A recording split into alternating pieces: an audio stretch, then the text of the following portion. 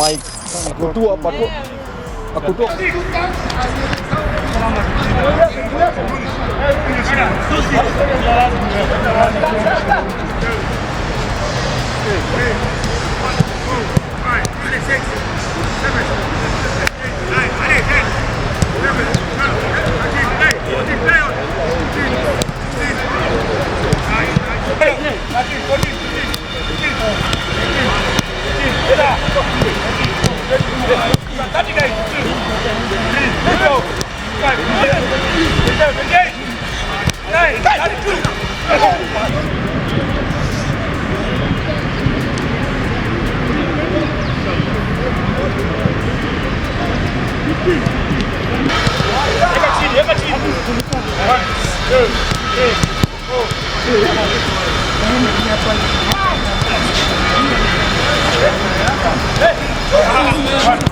You go again? Or you stay with the winners here?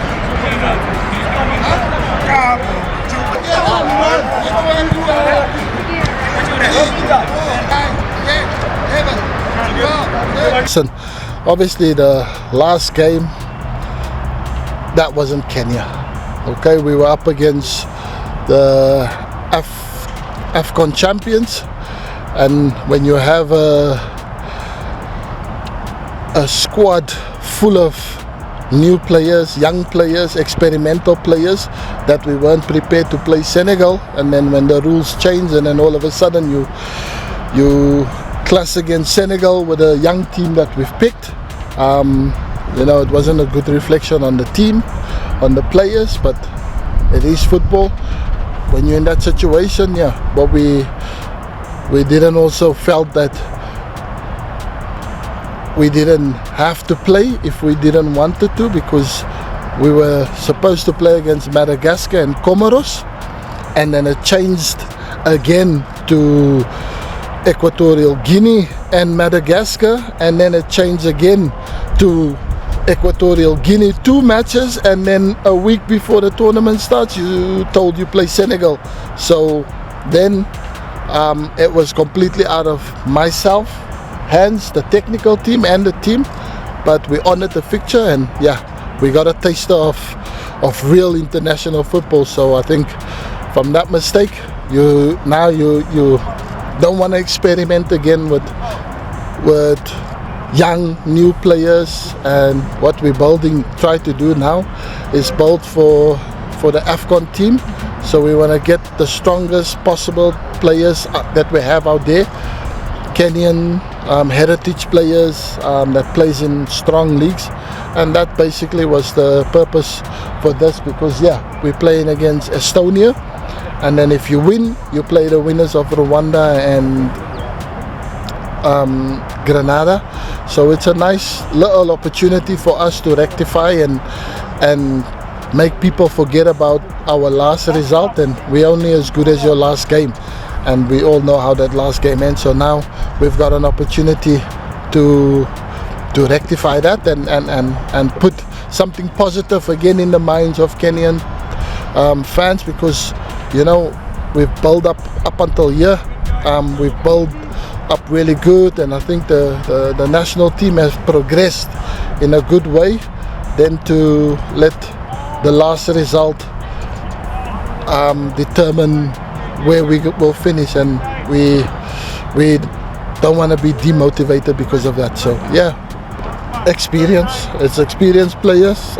We went to watching the second last match against Hull City. Unfortunately they lost, and we had conversations, and obviously I think for a player like Zach, his last experience wasn't the best experience when he came here. So when a player is traumatized, you gotta nurse your way into it, but he's optimistic. He wants to play for the national team, and obviously he wants to get all the paperwork out the way, so that he get his Kenyan passport, and then he's eligible to play, and that's when we will see him back. But I think this one was just trying to convince the player, you know, to come and join, because he can play for Kenya, and he showed that initiative that he wants to come and play. So yeah, so it's very exciting for us to have a player like Zach Weiner coming with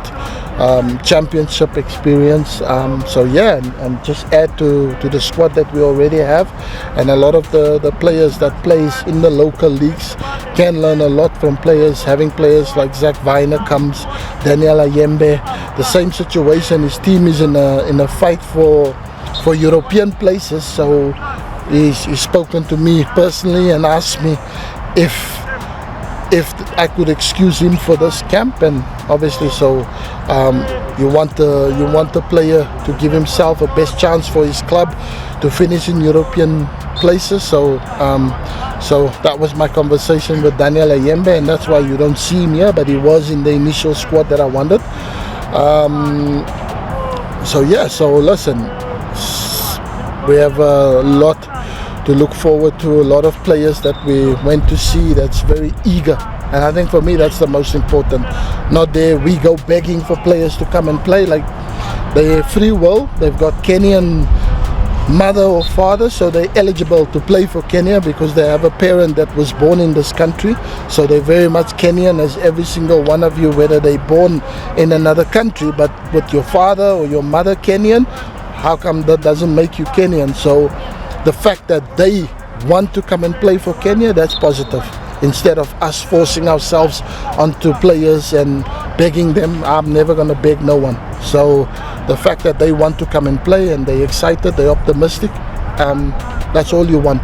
Then you know you're going to get the best of players because they want to play for Kenya, not other way around. So yeah, so I'm looking forward to building up for 2027. Yeah, I won't say it's been a roller coaster because it's been fairly good since I came here. Not a lot of bad experiences as my short tenure here at the national team.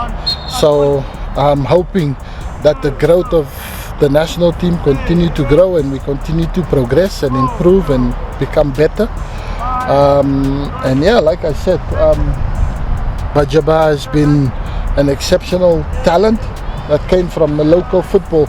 You know, he was thrown into the Lions' den from nothing, and he stepped up massively, and he's proven, and he's dedicated to the national team. And then unfortunately for him, during the CHAN, just before the CHAN, he got a horrible injury that kind of kept him, and that's hampered him since till now, but he's again making that progress to getting back. So when you have the players that that you've seen what they can do and what they can offer to the national team, you don't turn your back on those players, because loyalty also goes a long way. And I'm somebody, when you do well for me, I'm always going to show you that loyalty, you know. And obviously the new players, you have to perform week in, week on, to impress.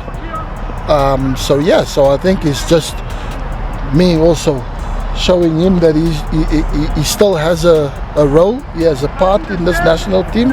So just because he suffered some terrible injuries and endured a not so great time at Simba, but I know when he's reunited with his national teammates, it brings out the best in him and everybody else around him. And you can see that the player, maybe the confidence is maybe a little bit not there from not being as active as he would have liked to, but the day he joined up with the teammates, you see the big smile on his face and he's happy again. And I think that always brings out that you want to play your best for your national team, for your country, because these are the people, your fans, your people, they believe in you, and that's why he's here. So he's going to contribute a lot, and yeah, and we have to give them that love that they need. That's football, huh? You have the highest of highs at one point in your career, and suddenly a year later you're pretty low. So I can't really say too much. Like, obviously I'm dealing with it, and hopefully trying to get back to my best. How do you think your experience at Simba has shaped you as a player right now? Obviously the standards there are very high in terms of player quality, and I mean training with them every day, being around different coaches and different environments, I think it's made me a better player, not just physically but also technically and tactically. So yeah.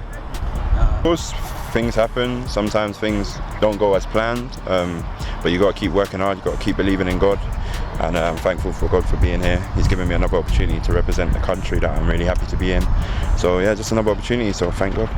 Obviously, I'm playing most of the games. I'm playing all the time, getting regular football, which I didn't have at Orient. So yeah, being at Tranmere is just another experience. I've hit the road well, scored a couple goals, and hopefully I can go back there fitter coming from here and then play even better. So yeah. And how do you think that shapes you as a player right now playing in the national team? Yeah, it's just giving me confidence, believing in who I am, believing in what I can do, and obviously Benny showed trust in me to bring me here. So yeah, I'm just ready to get going.